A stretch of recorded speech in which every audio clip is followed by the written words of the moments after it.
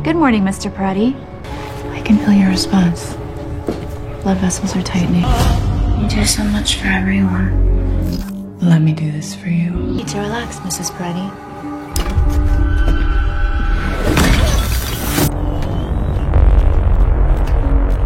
በአንዲት ከከተማ ወጣ ያለ ክልል ውስጥ ኒክና ማጊ የተባሉ ጥንዶች ከልጆቻቸው አይላና ማክስ ጋር በደስታ ይኖሩ ነበር። አንድ ቀን ጠዋት ማጊ ባጋጠማት ድንገተኛ የልብ ህመም ምክንያት ሆስፒታል ትገባለች። ሕክምናዋን እየተከታተለችም የልብ ንቅለ ተከላ ለማድረግ ወረፋዋን እየጠበቀች በሆስፒታል ውስጥ የተወሰኑ ቀናት መቆየት ግድ ይሆንባታል። በዚህ ጊዜም ኒክ ከመደበኛ ስራው በተጨማሪ ልጆቹን የመንከባከብ ሙሉ ኃላፊነት እሱ ላይ በመውደቁ ህይወቱን እያከበደበት ይመጣል። አንድ ቀን ምሽት ላይ ኒክ በኮቦል ኢንዱስትሪ ተዘጋጅቶ ለእይታ ክፍት የሆነ ፕሮግራም ላይ ልጆቹን ይዞ ይሄዳል። እዛም ሲምስ የተባሉ በጣም የረቀቁና ሰው የሚመስሉ ሮቦቶች ላይ እይታ ቀርበው ነበር። ሮቦቶቹ ልክ እንደ ሰው የተለያዩ ስራዎችን መስራት የሚችሉ ነበሩና ኒክ አንዱን ለመግዛት እያሰበ ወደ ሻጩ ጠጋ ብሎ ስለ ሮቦቱ ዝርዝር መረጃ መጠየቅ ይጀምራል። በመቀጠልም ሰውየው ሮቦቶቹ የባለቤቶቻቸውን ትዕዛዝ በአግባቡ እንደሚፈጽሙ በሙሉ መተማመን ይነግረዋል። ኒክ ከሰውየው ጋር እያወራ በነበረበት ጊዜ ታዲያ አይላ ለብቻው አካባቢው ላይ ዞር ዞር ማለት ትጀምራለች። ልጁ ካጠገቡ መጥፋቷን ያስተዋለው ኒክን በድንጋጤ ያፈላልጋት ጀመር። ወዲያው ግን አሊስ የተባለችው ሮቦት አይላን ይዛት ትመጣና ከአባቷ ጋር ታገናኛታለች። እሱም በደስታ ልጁን አቅፎ እየሳማት ሳለ አሊስ ፈጠን ብላ ኒክ የፈለገውን ነገር ገዛዝቶ እስኪጨርስ ድረስ ከአይላ ጋር መቆየት እንደምትችል ትነግረዋለች። ቀጥሎም ሻጩ ሰውዬ አሊስ ካሏቸው ሮቦቶች ውስጥ በጣም ዘመናዊ በመሆኗ የሰዎችን ስሜትን በቀላሉ መረዳት እንደምትችል ለኒክ ይገልጽለታል። በዚህ ምክንያት ከህፃናት ጋርም ጥሩ ግንኙነት እንዳላት ጭምር ይነግረዋል። በማግስቱ ጠዋት ኒክ ልጆቹን እየመገበ ያለ በተመሳሳይ ጊዜም ከስራ የተደወለለትን ስልክ ለማናገር ይሞክራል። በዛው ቅጽበትም አሊስ ቤቱ ትመጣለች። እሷም ወዲያው እንደገባች ወደ ስራ ትገባለች። የቤተሰቡ ፕሮግራም ምን እንደሚመስል ከጠየቀችው በኋላ በጣም ተዘበራርቆ የሚገኘውን የቤቱን የተለያዩ ክፍሎች ታስተውላለች። ወደ ላይ የሚወስደው ደረጃም እየረገበ እንደሆነ ትረዳለች። ኒክ ልጆቹን ትምህርት ቤት ለማድረስ ከሄደ በኋላ አሊስ ፍርጁ ጋር ሄዳ መገዛት ያለባቸውን ዕቃዎች ዝርዝር በአንድ እይታ ትሸመድዳቸዋለች። በመቀጠልም ቤቱን ማጸዳዳት ትጀምራለች። ከአልጋው አጠገብ ያለውን ዘመናዊ የፎቶ ፍሬም እያየችም ኒክና ማጊ ያላቸውን ፍቅር በትኩረት ትመለከታለች።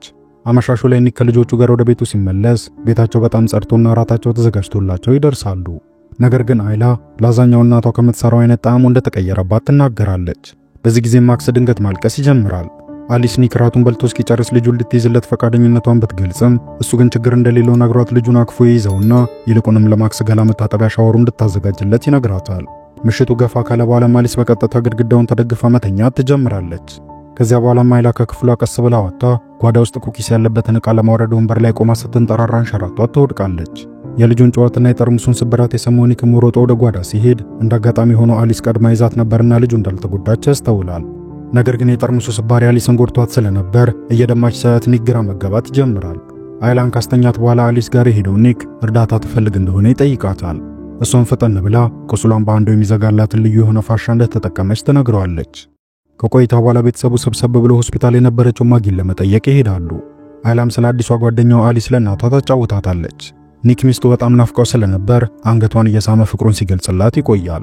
ኒክ ወደ ስራው እንደተመለሰ ግን አለቃቸው መስሪያ ቤታቸውን ለአንድ የሮቦት ድርጅት ባለቤት እያዘዋወረ ሲያስጎበኘው ይመለከትና ስጋት ገብቶት ወዲያው አለቃውን ሊፍት ውስጥ ጠርቶ ያዋራዋል። አለቃውም ስራው በሚፈልገው ፍጥነት እየሄደለት ስላልነበር ሰራተኞቹን አባሮ በሮቦቶች ለመተካት እያሰበ እንደሆነ ዜናውን ያበስረዋል። ነገር ግን ግዴታ ሁኔታውን የሚቆጣጠር የሰው ኃይል ስለሚያስፈልግ ኒክ ከስራው እንደማይባረር ያስረዳዋል። ኒክም በብስጭት ሊፍቱን ድንገት ያስቆመውና እሱም ከባልደረቦቹ ጋር አብሮ ስራውን እንደማያቆም በመንገር ማመጽ ይጀምራል። ነገር ግን አለቃው ወዲያውኑ ምን ያህል ገንዘብ ለልጆቹ ማሳደጊያና ለሚስቱ የሆስፒታል ወጪዎች እንደሚያስፈልግ ግልጽ አድርጎ ሲነግረው ኒክ ሐሳቡን መልሶ ይቀይራል። ኒክ ቤቱ ሲደርስ መክፈል ያለበትን የተለያዩ የቤቱን ወጪዎች የሚገልጹትን ፖስታዎች ይወረውርና ሙሉ ትኩረቱን ልጆቹ ላይ ያደርጋል። አሊስ ፖስታዎቹን ከመሬት እያነሳች ኒክ ምን ያህል ደክሞት እንዳለ ትመለከታለች። እንደዛም ሆኖ ግን እያለቀሰ ያለውን ማክስን ለማባበል እየሞከረና የምታወራው አይላን ለመስማት እየጣረ እንደሆነ ታስተውላለች። ከአራት በኋላ ኒክ መኪናውን ለመጠገን ጋራዥ ውስጥ ይሄድና መጠጡን እየጠጣ ጠንከር ያለ ሙዚቃ መስማት ይጀምራል። ነገር ግን አሊስ ድንገት መታ ለስለስ ወዳለ ሙዚቃ ትቀይረዋለች። ኒክ ራቱን በስርዓቱ አለመብላቱን ጠቆም እያደረገችም እረፍት እንዲያደርግ ሐሳብ ታቀርብለታለች። እሱም ብድግ ብሎ ስራ ቦታው ላይ ጥሩ ቀን እንዳላሳለፈ ይነግራታል። አሊስ በዝምታ እያዳመጠችው እንደሆነ ሲያስተውልም ሰው መቅጠሩን ትቶ የሱ አይነት ሮቦት በመቅጠሩ እንዳትታዘበው ይጠይቃታል። በመቀጠል አሊስ አይላ ጋር ትሄድና ለእንቅልፍ እንድትዘገጃጅ ትረዳታለች። አይላም ጥርሷን እየቦረሸች ሳለች እናቷ ልትሞት እንደሆነ ትጠይቃታለች። አሊስ ወዲያውኑ ካፏ ውስጥ የሚበራውን ሰማያዊ ብርሃን እያሳየቻት ሐሳቧን ለመስረቅ ትሞክራለች። በኋላ ላይም ሳሎን ውስጥ ካዛብላንካን እየተመለከተ የነበረው ኒክ ሄዳ ትቀላቀለዋለች። በተጫነባት መረጃ የተነሳ የፊልሙ ሙሉ ታሪክ ታውቀው ነበርና ይህን እውነታ ስትነግረው ቁጭ ብላ ማየቷ በእርግጠኝነት ለየት ያለ ስሜት እንደሚፈጥርባት ይነግራትና ስለ ፊልሙ ያላትን ትውስታ እንድታጠፋው ይጠይቃታል። አሊስም ቅልጥፍናዋ በሙሉ በተጫነባት ዳታ ምክንያት እንደሆነ ነግራው ያንን ማጥፋት በድጋሚ ነገሮችን ከእንደገና እንድትማር እንደሚያደርጋት ትነግረዋለች። ኒክም ሐሳቡን ሳይቀይር እንድታጠፋው ይገፋፋታል። ስለሆነም አሊስ ፕሮግራሟን አጥፍታ ማብራት ነበረባትና በነገረችው መሰረት ኒክ ከአንገቷ ጀርባ ላይ ያለውን ምልክት ለ7 ሴኮንዶች ተጭኖ በድጋሚ መልሶ ያበራታል። ከዚያ በኋላ አሊስ ፊልሙን እንደ አዲስ ለማየት ትቀመጣለች። በተመስጦ እያየች ሳለችም ሰዎች ለሚወዳቸው ሲሉ ምን ያህል መጥፎ ነገሮችን ለማድረግ ዝግጁ እንደሆኑ በስሜት ትመለከታለች። ድንገት ግን ማጊ በመደወሏ ተመስጧቸው ላፍታ ያህል ይቆረጣል። ማጊም ለሰርጀሪዋ የሚሆን ለጋሽ በመገኘቱ ቀን እንደተቆረጠላት በደስታ ለኒክ ታበስረዋለች። በማግስቱ መላው ቤተሰብ ተሰብስበው ማጊን ለመጠየቅ ወደ ሆስፒታል ይሄዳሉ። ከዚያም ማጊ ከአሊስ ጋር ለብቻዋ የተወሰነ ማውራት የምትፈልገው ነገር እንዳለ ተናግራ ሌሎቹን ታስወጣቸዋለች። ቀጥላም ኒክ አብዛኛውን ጊዜ ልጆቹ ላይ እንደሚያጠፋ እርግጠኛ ሆና አሊስ ካጠገቡ ሆና በሷ ምትክ እንድትንከባከበው ትጠይቃታለች። አንዳንድ ጋራጅ ውስጥ የሚደብቀው መጠጥ እንድትወስድበትና ከተለያዩ ጉዳቶችም እንድትጠብቀው ትማጸናታለች። ከአፍታ በኋላ ግን ሐኪሙ ለኒክ እንዳሳዛኝ ዜና ያበስረዋል። ይሄውም ለማጊ ቀዶ ሕክምና እየተላከ የነበረውን ልብ የያዘው ሄሊኮፕተር በአውሎ ነፋስ ምክንያት ማረፍ ባለመቻሉ ሰርጀሪዋን ለመሰረዝ እንደተገደዱ ይነግረዋል። ኒክ በጣም ቢያዝንም ባለቤቱን ሊያጽናና ታስቦ አጠገቧ ሄድና አረፍ ይላል። እሷም ለተወሰነ ጊዜ ብቻዋን መሆን እንደምትፈልግ ትነግረዋለች። ኒክም ቤቱ እንደገባ ተበሳጭቶ መጠጣት ይጀምራል። ራሱን መቆጣጠር አቅቶት የያዘውን ጠርሙስ ሊወረውረው ሲል ግን አሊስ ቀባ አድርጋ ትይዘውና ታስቆመዋለች። ኒክ እጇን ሲይዛት የልብ ምት እንዳላት አስተውሎ ከው ይላል።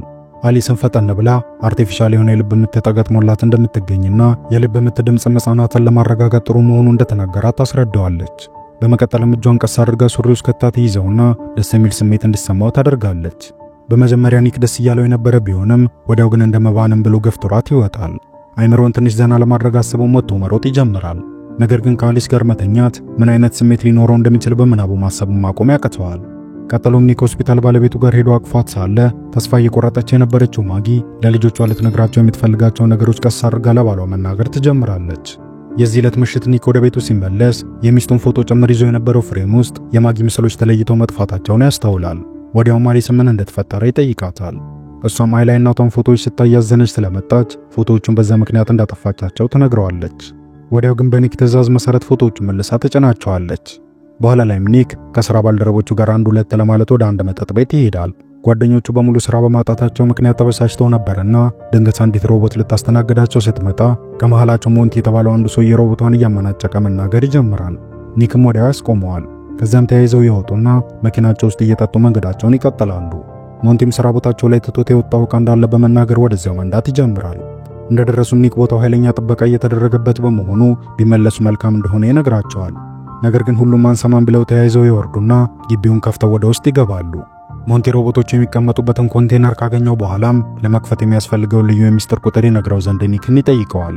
እምቢ ሲለው ጊዜ ግን በግምት የልጁ አይላን የልደት ቀን ያስገባል። በሚገርም ሁኔታም ቁጥሩ ልክ ነበርና ወዲያው በሩ ይከፈታል። በውስጡም በርካታ ተመሳሳይ የሆኑ ሮቦቶች ቆመው ነበር። ከመሃላቸው ማንኛው ሮቦት ይመጣና ስም እንደሌላቸውና መለያቸው ቁጥር እንደሆነ ለሞንቲ ይነግረዋል። ሞንቲም በእነሱ ምክንያት ሰዎች ከሥራቸው እየተፈናቀሉ መሆናቸውን በስሜት ከተናገረ በኋላ በዱላ አንድ በአንድ ሮቦቶችን እየደበደበ ማበላሸት ይጀምራል። ምንም እንኳን ኒክ ሊያስቆመው ቢሞክርም በሌላኛው ጓደኛው አማካኝነት እንዳይንቀሳቀስ ይደረጋል። ኒክ ወደ ቤቱ ከተመለሰ በኋላ ተረጭቶበት የነበረውን የሮቦቶቹን ደም ሻወር ውስጥ መታጠብ ይጀምራል። ድንገት ግን አሊስ ፎጣ ይዛ ፊት ለፊቱ ትመጣለች። የሚስቱን የሌሊት ልብስ ለብሳ እንደነበር ሲያስተውልም ደንግጦ ያፈጥባት ጀመር። እሷን ፈጠን ብላ የማጊ ሽታ ማክሰን እንደሚያረጋጋው ስለገባት ልብሷን የለበሰችው ለዛ እንደሆነ ተነግረዋለች። ኒክ እንድትወልቀው ሲነግራትም ወዲያው ራቁቷን ትሆናለች። የሚያደርገው ነገር የጠፋው ኒክ ጥሏት ሊሄድ ሲል አሊስ ታስቆመውና ወገቡ ላይ ጠምጥሞት የነበረውን ፎጣ ትፈታበታለች። እንዲቀመጥ ካደረገችው በኋላም እላዩ ላይ ልትወጣበት ስትል ኒክ ልክ እንዳልሆነ ሊነግራት ይሞክራል። እሷም ወዲያውኑ በጨርቅ ሸፍናው ድምጿንም የማጊ አስመስላ ቀይራ ከሚስቱ ጋር እየተኛ እንደሆነ እንዲሰማው ታደርጋለች። በማግስቱ ጠዋት ኒክ በቁጭት ስሜት ከእንቅልፉ ይነቃና በድጋሚ እንደዚህ ሊያደርጉ እንደማይገባ ለአሊስ ይነግራታል። እሷም ጭንቀቱን በዚህ መልክ ቢሆንም ልትቀንስለት እንደምትፈልግ ስትነግረው ኒክ እየጮኸ ፍላጎቱን ሳይሆን ሚስቱን ስለማፍቀሩና ለሷ ስላለው ስሜት እንደሆነ ምክንያቱን ያስረዳታል። ቀጥሎም ኒክ ሥራ ቦታው ላይ ሲደርስ አለቃው በተበላሹት ሮቦቶች ምክንያት ከፖሊሶች ጋር እየተወያየ ያገኘዋል። ቤቱን ለመክፈት የተጠቀሙት የኒክን የይለፍ ቃል እንደሆነ አውቀው ስለነበር አለቃው በቀዳሚነት እሱን እየጠረጠረው እንደሆነ ይነግረዋል። ኒክ ግን ከማጊ ጋር ሆስፒታል እንደቆየና የሚስጥር ቁጥሩም የልጁ የልደት ቀን ስለሆነ ሁሉም ጓደኞቹ በቀላሉ ሊገምቱት እንደሚችሉ ይናገራል። አለቃውም ቀበል አድርጎ ውሸቱን ከሆነ ግን ኒክን ከስራው እንደሚያባረረው ይዘትበታል። በዚህ ጊዜ ማጊ ለባሏ ደውላለት ለቀዶ ጥገናው የሚሆን ሌላ ልብ እንደተገኘላት በደስታ ተናግረዋለች። ወዲያው ማጊ ወደ ኦፕራሲዮን ክፍል ገብታ በሮቦቶቹ ሰርጀሪዋን ታካሂዳለች። ቀዶ ጥገናው በስኬት ተጠናቆ ነበርና ከተወሰኑ ቀናት በኋላ ወደ ቤቷ መመለስ እንደምትችል ይነገራታል። በዚሁ መሰረት ማጊ ወደ ቤቷ ትገባለች። ሰውነቷ ሙሉ በሙሉ ባለማገገሙ ጎንበስ ብላ ልጇ ማክስን ማንሳት ይከብዳታል። አሊስም ይህን ስታይ ልጁን ብድግ አድርጋ አንስታ ታቅፈዋለች። በኋላ ላይ አሊስ ማክስን ወደ አንድ ፓርክ ይዛው ትሄዳለች። እዛም የሆነ ቀበጥ ልጅ ሙግዚቱ ሮቦት ላይ ሲጮህበት ማክስ ደንግጦ ማልቀስ ይጀምራል። አሊስም ወዲያው ልጁ ጋር ሄዳ ስርዓት እንዲይዝ ስትቆጣው ቦታው ላይ የነበሩት ሮቦቶች በሙሉ ባለማመን ያፈጡባት ጀመሩ። እሷን ፈጠን ብላ ትህትና የሚባለው የተጫነባትን ዳታ ከጭንቅላቷ ውስጥ እንዳጠፋቸውና ይህ ማንነቷ ይበልጥ አሪፍ እንደሆነ ለሌሎቹም ትነግራቸዋለች። የዛን ዕለት ምሽት ላይ አይላ በደስታ እናቷ የሰራችላትን ላዛኛ ተበላለች። አሊስም አሰራሩን ትነግራት ዘንድ ማጊን ስትጠይቃት እሷም የቤተሰባቸው ሚስጥር እንደሆነ ነግራችላት ትላታለች። ማጊ ጥሩ ስሜት እየተሰማት አልነበረምና መብላቷን ትታ ለማረፍ ትወስናለች። በሚቀጥለው ጨዋታ ላይ ማጊ አቁሚ ተይ እያለች የምትጮኸውን የአይላን ድምፅ ስትሰማ ከእንቅልፏ ተነቃና ወደታች ለመውረድ ሩጫ ትጀምራለች። ነገር ግን የደረጃው ዘንድ ተሰብሮ ከደረጃው ላይ ተንደርድራ ትወድቃለች። አሊስም እየኮረኮረች ስታጫውታት የነበረችውን አይላን ትታ ማጊን ቀስ አድርጋ ከወደቀችበት ታነሳትና መልሳ ክፍሏ ወስዳ ታስተኛታለች። ኒክም ከስራ እንደተመለሰ የልጁ አይላ ክፍል ይሄዳል። ነገር ግን አሊስ ድምጿን ወደ ማጊ ቀይራው ተቀምጣ ለልጁ መጽሐፍ እያነበበችላት ያያል። ወዲያውም በስሜት እንድታቆም ይነግራታል። በመቀጠልም አሊስ የሚስቱን አወዳደቅ ቀስ አድርጋ ስትነግረው እሱም ሮጦ ሚስቱ ዘንድ ይሄዳል። መለስ ብሎ ሲያስተውል ግን ያን የተሰበረ መወጣጫ አሊስ ራሷ በአንድ ወቅት አስተካክለው እንደነበር ትዝ ይለውና በነገሩ ግር መሰኘት ይጀምራል። ከተወሰኑ ሰዓታት በኋላ ኒክ ሚስቱን ይቀሰቅሳትና ቀስ አድርጎ በሻማና ልዩ ብርሃን ባላቸው መብራቶች ወዳሸበረቀው የጓራቸው ስፍራ ወስዳ ሰርፕራይዝ ያደርጋታል። በቦታውም ለሁለታቸው ብቻ የሚሆን የፍቅሩ መግለጫ የሆነ እራት አዘጋጅቶ ነበር። አሊስም ነገሩን በሩቁ በመስታወት በኩል በቅናት ተውጣ ስትመለከታቸው ትቆያለች። ጥንዶቹ እራታቸውን ከበሉ በኋላ አብረው ሻወር ይወስዱና መኝታ ክፍላቸው ገብተው አሪፍ ጊዜ ማሳለፍ ይጀምራሉ። ነገር ግን ሚስቱን በስሜት ሊጎዳት ያልፈለገው ኒክ ቀስ ብሎ እየሳማትና እየነካካት ሊያስደስታት ይሞክራል። እንዲህ እየሆኑ ሳሉ ግን ድንገት አሊስ ትመጣና አይላ የቃዠች ቆይታ አባቷን እየፈለገች እንደሆነ ትነግራቸዋለች። ኒክ ልጁን አረጋግቶ ካስተኛት በኋላ ጓራቸውን ለማጸዳዳት ሲወጣ ድንገት ጓደኛው ሞንቲን በሩ ላይ ያገኘዋል። ከዚያም ሞንቲ ያመጣውን መጠጥ እየጠጡ ኒክን ይቅርታ ይጠይቀው ጀመር። ሞንቲ ቀጠለና በዛ ድርጊቱ የተነሳ ሚስቱ ጥላው እንደሄደች ይነግረዋል። ፖሊሶችን በጉዳዩ ጠርጥረውት እየመረመሩት እንደሆነና አለቃቸውም ሊከሰው ዝግጅት ላይ እንደሆነ አዝኖ ያስረዳዋል። ወዲያው ግን ሞንቲ ቀያየርና ኒክ ራሱ ከስራው ላለመባረር ሲል ጓደኛው መስዋዕት አድርጎ ሊሆን እንደሚችል ጠረጠረውን ይገልጽለታል። ኒክን ፈጽሞ እንደዛ እንዳልሆነ ያስረዳዋል። ነገር ግን ወዲያው የከረረ ጸብና ድብድብ ይጀምራሉ። በመቀጠልም ሞንቲ ኒክን አስተኝቶ እየረገጠው ይቆይና በመጠጡ ጠርሙስ አናቱን ሊለው እየተዘጋጀ በነበረበት ጊዜ አሊስ ከተፍ ብላ እጁን ጠፍንጋ ትይዘዋለች። ጠርሙሱ እንዲሰበር ካደረገች በኋላ ሞንቲን አሽቀንጥራ ትወረውረዋለች። ለኒክ ስትል ከዛም በላይ ለማድረግ ዝግጁ እንደሆነች ስታሳይ ኒክም እጇን ይዞ ያስቆማታል። ሞንቲ ተነስቶ ከመሄዱ በፊትም እስከ ቀጣዩ ቀን ድረስ አለቃቸው ሊከፍትበት ያሰበውን ክስ እንዲተወው ካላደረገ ኒክም ሌላ ጣጣ ውስጥ እንደሚገባ ይዝትበታል። በኋላ ላይም ሮቦቶች ሰዎችን መጉዳት እንደሌለባቸው ለአሊስ ሲነግራት እሷም አለቃዋን ለመጠበቅ ስትል ያደረገችው ነገር እንደሆነ ትመልስለታለች። ቀጠለችናም ማጊ ብትሞት ምን አይነት ደስ የሚል ኑሮ ከኒክ ጋር ሊኖሩ እንደሚችሉ ማውራት ስትጀምር እሱም በንዴት እየጮኸ ፈጽሞ ማጊን መሆንም ሆነ መተካት እንደማይችል ይነግራታል። በተጨማሪም ጠባሳ እንኳን ላይ ሊኖር የማይችል ሮቦት እንደሆነች ይገልጽላታል። ወዲያውኑ አሊስ አጠገቧ የነበረውን ስለት አንስታ ጠባሳ ማየት የሚፈልግ ከሆነ እንዲኖራት ማድረግ እንደምትችል ትነግረዋለች። በሌላ በኩል ሞንቲ ቤት ውስጥ አደንዛዥ ዕፅ እየሳበ በእጁ ሽጉጥ ይዞ ለሚስቱ እያለቀሰ በስልክ መልእክት ይልክላታል። በዚህ ጊዜ አሊስ በሩ ላይ ከተፍ ትላለች። ኒክ መምጣቷን እንደማያውቅ ነግራውም ፈጽሞ አሳሪዋ ስራውን ማጣት እንደሌለበት እየነገረች ታስፈራራው ጀመረች። በዚህ ጊዜ ሞንቲ ስለ ሮቦቶች ያለው መጥፎ አስተሳሰብ እየተናገረ መሳደብ ይጀምራል። ተኩሶ ሊገድላት እያሰበ ሽጉጡን ሲያወጣም ፈጣኗ አሊስ ቀድማ እጁን ትይዘውና ገፍትራ መሬት ላይ ትጥለዋለች። ሽጉጡንም በእግሯ ገፋ አድርጋ ታረቅበታለች። ሞንቲ መልሶ ሊመታት ሲያስብም ግድግዳ ውስጥ ገፍትራ ትጥለውና ሽጉጡን አንስታ ልትተኩስበት ትዘጋጃጃለች። ድንገት ግን ቤት ውስጥ የነበረችው ሌላ ሲም ትመጣና አሊስ ጥቃቷን እንድታቆም ትነግራታለች። በዚህ ጊዜ አሊስ ለሮቦቷ ብታዝንላትም ሁለቴ ደግማ ሳታስባ ገጯ ላይ ተኩሳ ትገድላታለች። በተመሳሳይ መልኩ ሞንቲንም ተኩሳ ትገድለዋለች። በማግስቱ ኒክ ስራ ቦታው ላይ ይሄድና አለቃው ክሱን እንዲተወው ይጠይቀዋል። ነገር ግን በዛው የሞንቲን ዜና እረፍት ይሰማል። በሌላ በኩል ማጊ መታጠቢያ ገንዳ ውስጥ ሆና እያነበበች ሳለች የወደቀባትን መጽሐፍ ለማንሳት ስትሞክር ያዞራታል። አሊስም ጠጋ ብላ መጽሐፉን ትሰጣትና እዛው ቆማ ትቀራለች። ማጊን ብቻዋን መሆን እንደምትፈልግ ስትነግራት አሊስ ግን ማጊ ሰምጣ ልትሞት ስለምትችል ቆማ ልትጠብቃት እንደሚገባ ትነግራታለች። ቀጠለችናም ማጊ ለመላው ቤተሰብ ጭንቀት እየሆነች እንደመጣች በተለይም ደግሞ የባሏን ስሜት ማርካት ባለመቻሏ እሱም እየተጨናነቀ እንደሆነ ትናገራለች። በዚህ ጊዜ ማጊ ተገርማ ያን እንዴት ልታውቅ እንደቻለች ስትጠይቃት ሮቦቷም ኒክ ሲረካ ሰውነቱ የሚያሳያቸውን ወሳኝ ምልክቶች ታውቅ እንደነበርና ማጊ ከመጣች በኋላ ግን እነዛን ምልክቶች ዳግም አይታቸው እንደማታውቅ ተነግራታለች። በዚህ ጊዜ ማጊ በጣም ተናዳ ሮቦቷን ጋራዣቸው ውስጥ በአፋጣኝ እንድትሄድ ታስጠነቅቃታለች። ከፍታ በኋላ ማጊ የባሏን መምጣት ተቀምጣ መጠበቅ ትጀምራለች። ከዛም እውነታውን እንዲነግራት ስታፋጥጠው እሱም የግዱን ከአሊስ ጋር አንድ ጊዜ ብቻ እንደተኛ ይነግራታል። ከባድ ጭቅጭቅ በመሃላቸው ተነስቶ ነበርና አሊስ በነበረችበት ቦታ ሆና የመስኮቱን መስታወት በመንካት ብቻ ንግግራቸውን ከሩቅ ሆና እየሰማች ትቆያለች። ማክስ ከእንቅልፉ ተነስቶ ማልቀስ ሲጀምርም አሊስ በድምፁ ተረብሻ ወደሱ ትሄዳለች። በመቀጠልም ሕፃኑን አንስታ የመታጠቢያ ገንዳ ውስጥ አስቀምጠውና ቧንቧውን ትከፍተዋለች። ይህን ድርጊቷን ያየችው አይላ ሮጣ ነገሩን ለወላጆቿ ታሳውቃለች። ኒክ እየሮጠ መታጠቢያ ቤቱ ሲሄድም አሊስ ከውስጥ ሆና በሩን ይዛው ነበርና ኒክ አጠገቡ የነበረውን የመብራት መቆሚያ አንስቶ በሩን በሱ መደብደብ ይጀምራል። ማጊ በበኩሏ ሮጣ በመስኮት ትወጣና በጣሪያው አድርጋ መታጠቢያ ቤት ውስጥ ትገባለች። ልጇን ከገንዳው ለማውጣት ስትሞክር ግን አሊስ ገፍተራ ከግድግዳው ጋር አላትማ ትይዛታለች። ልክ በዚህ ቅጽበትም ኒክ በሩን በርግዶ ይገባና ልጁን ከውሃ ውስጥ አውጥቶ በፎጣ ጠቅልሎ ለአይላ ይሰጣታል። ከዚያም በያዘው ብረት አሊስን መቷት ሚስቱን ያስለቅቃታል። አሊስ ግን ወዲያ ብድግ ትላለች። ፊቷ ላይ ከባድ ጉዳት ደርሶባት የነበረ ቢሆንም ኒክ በድጋሚ ሊመታት ሲል በእጇ ብረቱን ይዛ ታስቆመዋለች። ማጊም ባሏ ብረቱን እንዲለቀው ነግራው ሶኬቱን ሰክታው ሮቦቷ በኤሌክትሪኩ እንድትቃጠል ታደርጋለች። አሊስ ልክ ስትወድቅ በተመሳሳይ ቤት ውስጥ መብራት ይጠፋል።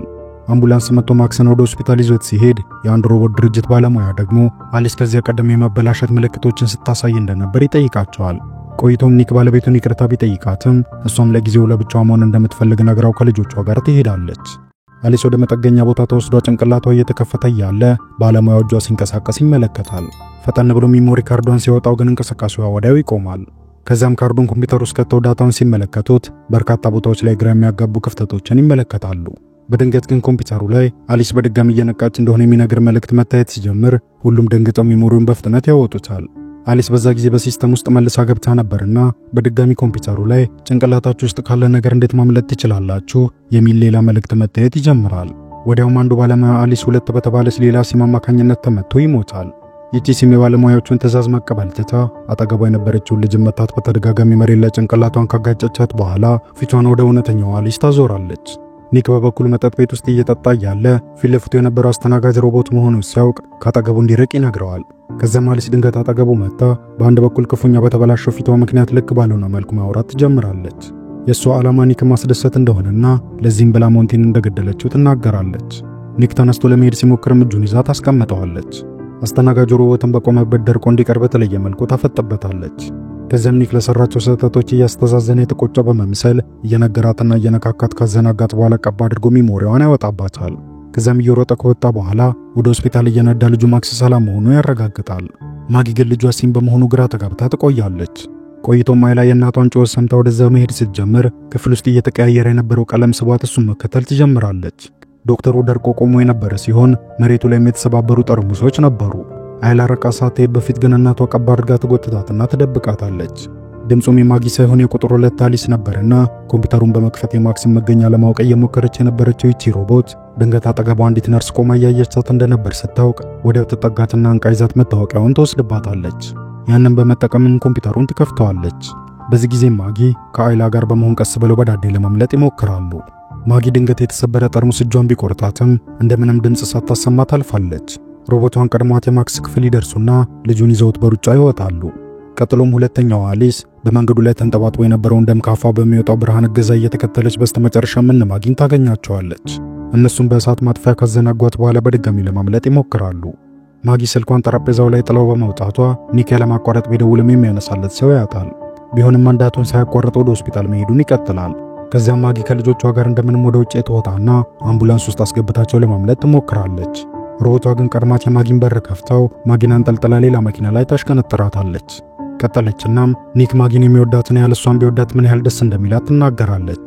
ከዚያም አንቃት ይዛትና ሰርጀሪ የተሰራችበትን ቦታ በጥፍሯ እየተጫነች ታሰቃያት ጀመረች።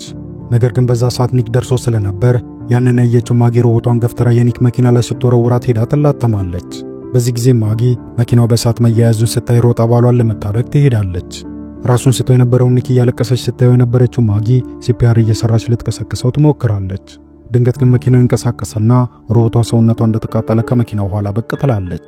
ድምጿን በአቅራቢያቸው የነበረው ስፒከር ውስጥ እያስተጋባ ነበርና ዘላ ማጊ ላይ ወጣ አንቃት አሊስ ከሰውነቷ ውስጥ ባወጣችው ስለት ልትወጋት ትሞክራለች።